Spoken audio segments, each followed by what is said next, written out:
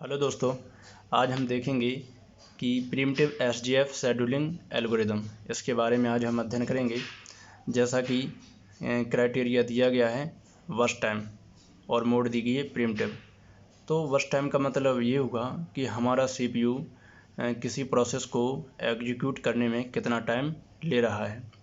और प्रिमिटिव, चूँकि primitive mode में है, तो इसका मतलब ये हुआ कि जिस भी प्रोसेस का सबसे कम टाइम होगा, हमारा सीपीयू उस प्रोसेस को सबसे पहले एग्जीक्यूट करेगा। तो प्रिमिटिव मोड में ही आज हम एसजीएफ का अध्ययन करेंगे। क्योंकि हम आपको बता दें कि एसजीएफ दो प्रकार का होता है, एक प्रिमिटिव एसजीएफ होता है और एक नॉन प्रिमिटिव एसजीएफ होता है। तो इस वीडियो में हम केवल प्रिमिटिव एसजीएफ का ही अध्ययन करेंगे और नॉन प्रिमिटिव एसजीएफ का अध्ययन हम अगले वीडियो में करेंगे। तो चलिए, अब हम जैसा कि हमें दिया गया है, प्रोसेस हमारी दी गई हैं, 4 प्रोसेस दी गई हैं, उनका अराइवल टाइम भी दिया गया है और उनका वर्स्ट टाइम भी दिया गया है। अब हम गैंट चार्ट बनाते हैं कि इसका गैंट चार्ट कैसे बनेगा। तो हमारी सबसे पहले प्रोसेस कौन आई है एग्जीक्यूशन के लिए? सबसे 0 टाइम पे कौन आई है? P1 प्रोसेस आई है, क्योंकि 0 सबसे कम टाइम है और 0 टाइम पर कोई भी प्रोसेस नहीं आई है। तो P1 का कंपटीशन किसी अदर प्रोसेस के साथ नहीं है। तो सबसे पहले हम एग्जीक्यूट करेंगे P1 प्रोसेस को। और कहाँ से? 0 से 0 पर आई है, तो पहले हम 0 टाइम से स्टार्ट करेंगे। ठीक है, कोई भी प्रोसेस को जब हम एग्जीक्यूट करते हैं तो सबसे पहले उसका टाइम 0 माना जाता है।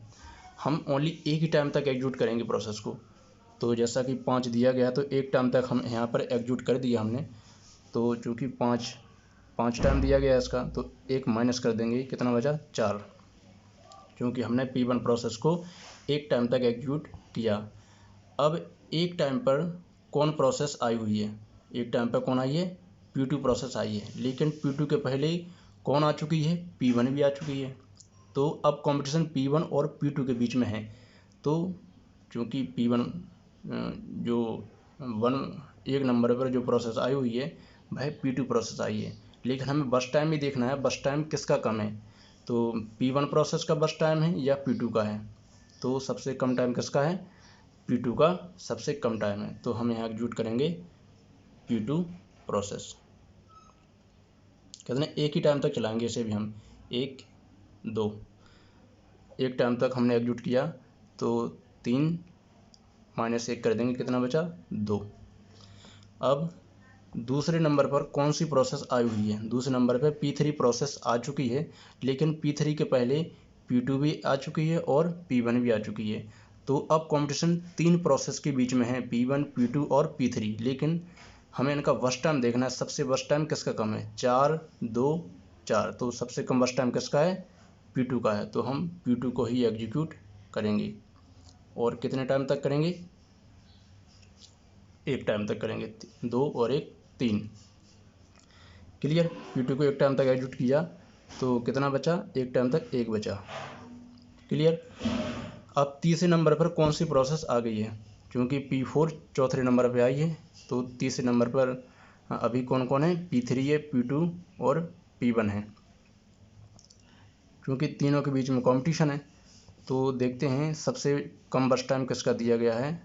4 1 4। तो सबसे कम बस टाइम किसका दिया गया है? P2 का दिया गया है। तो हम पुनः P2 को एग्जीक्यूट करेंगे। और कितने टाइम तक करेंगे? एक टाइम तक एग्जीक्यूट करेंगे। तो एक टाइम तक एग्जीक्यूट किया तो ये कितना? ये 0 बचेगा, 1 माइनस 1 0। क्योंकि अब चौथे नंबर पर कौन प्रोसेस? अब P4 प्रोसेस आ चुकी है, और वो भी कितने? चौथे नंबर पर। और P3 P2 P1 ये पहले आ चुकी हैं प्रोसेस। तो अब कंपटीशन 4 ही प्रोसेस के मध्य में है, मतलब चारों प्रोसेस के मध्य में अब कंपटीशन है कि कौन सी प्रोसेस पहले एग्जीक्यूशन के लिए आएगी सीपीयू के पास। तो अब देखते हैं सबसे बस टाइम किसका दिया गया है? 1 4। और ये तो पूरी तरह से टर्मिनेट हो चुकी है, तो इसे हम कैंसिल कर देते हैं। और 4। तो सबसे बस टाइम किसका है तीनों प्रोसेस में? P4 का है। तो यहाँ हम P4 को एग्जीक्यूट करेंगे। क्योंकि प्रिमिटिव मोड में है, तो जिसका बस टाइम सबसे कम होगा उस प्रोसेस को हम पहले एग्जीक्यूट करेंगे। तो एक ही टाइम तक एग्जीक्यूट करेंगे हम इस प्रोसेस को P4 को। तो यहाँ पर चूँकि एक ही इसका वर्स्ट टाइम है तो एक 0 हो जाएगा, 1 - 1 0 हो जाएगा। अब कौन सी प्रोसेस है? अब चूँकि 5 टाइम पर कोई प्रोसेस नहीं आई है, अब चारों प्रोसेस आ चुकी हैं। तो अब कौन सी प्रोसेस एग्जीक्यूट होगी? अब कोई भी प्रोसेस एग्जीक्यूट हो सकती है, लेकिन बस टाइम के अनुसार अब प्रोसेस एग्जीक्यूट होंगी। तो ये हमारी प्रोसेस पूरी तरह से एग्जीक्यूट हो चुकी है। अब प्रोसेस कौन कौन बची? P1 और P3। तो इनमें से कौन प्रोसेस सबसे पहले एग्जीक्यूट होगी? और ये बात देखो, याद रखना कि P3 का भी बस टाइम 4 है और P1 का भी बस टाइम 4 है। तो हम कौन सी प्रोसेस को पहले एग्जीक्यूट करें? तो यहाँ हमें देखना होगा कि अराइवल टाइम कौन सी प्रोसेस सबसे पहले आई है। तो कौन आई है सबसे पहले? P1 सबसे पहले आई है, 0 टाइम दिया गया है इसका। तो P1 सबसे पहले आई हुई है, इसे हम एक ही टाइम तक चलाएंगे। कितना बचेगा? 5 से 6 हो जाएगा। और यहाँ कितना बचेगा? एक टाइम तक यदि रन हो चुकी है तो 3 बचेगा।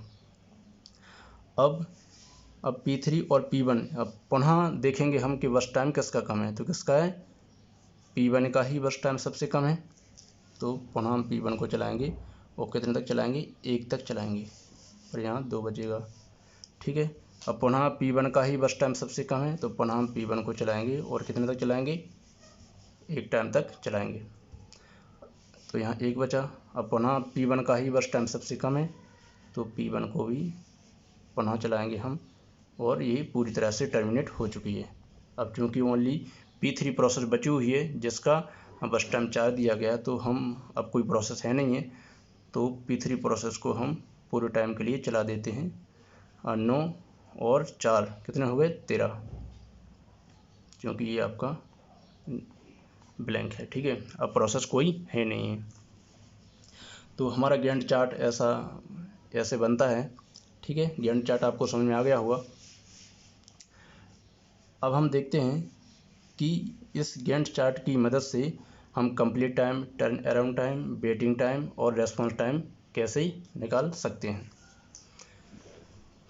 तो चलिए सबसे पहले निकालते हैं हम कंप्लीट टाइम।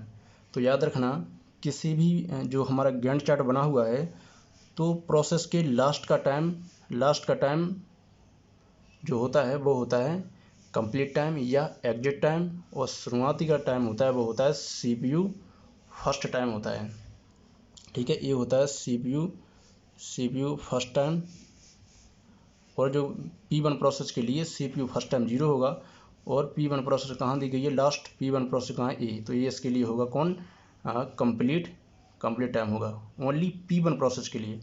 तो कंप्लीट टाइम P1 प्रोसेस के लिए कौन है? लास्ट में कौन दिया गया? 9। तो हम यहाँ पर 9 लिखेंगे। अब P2 प्रोसेस के लिए कंप्लीट टाइम क्या होगा? P2 ये दी गई है, तो लास्ट में P2 कहाँ दिया गया है? ए है P2, और कहीं अदर P2 नहीं है।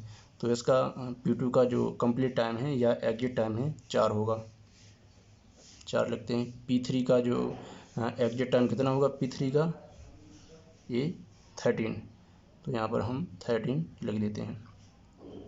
अब P4 का जो एग्जिट टाइम कितना होगा? P4 कहाँ दिया गया है? P4 ये है P4 5, P4 कितना होगा? 5 होगा। क्लियर? एग्जिट टाइम किसी प्रोसेस का लास्ट का टाइम होता है। अब देखते हैं हम टर्न अराउंड टाइम। तो टर्न अराउंड टाइम कैसे निकालते हैं? कंप्लीट टाइम में से जब हम माइनस अराइवल टाइम कर देते हैं तो हमें टर्न अराउंड टाइम मिल जाता है। तो चलिए करते हैं। कंप्लीट टाइम देखते हैं कितना है? 9 माइनस अराइवल टाइम कितना दिया गया है? 0। कितना बचेगा? 9। अब कंप्लीट टाइम P2 प्रोसेस के लिए कितना दिया गया है? 4 माइनस अराइवल टाइम कितना दिया गया है? 1। कितना बचेगा? 3। इसी तरह P3 प्रोसेस के लिए कंप्लीट टाइम 13 दिया गया है, माइनस अराइवल टाइम कितना दिया गया है? 0 दिया गया है। कितना बचेगा? 11। ठीक है।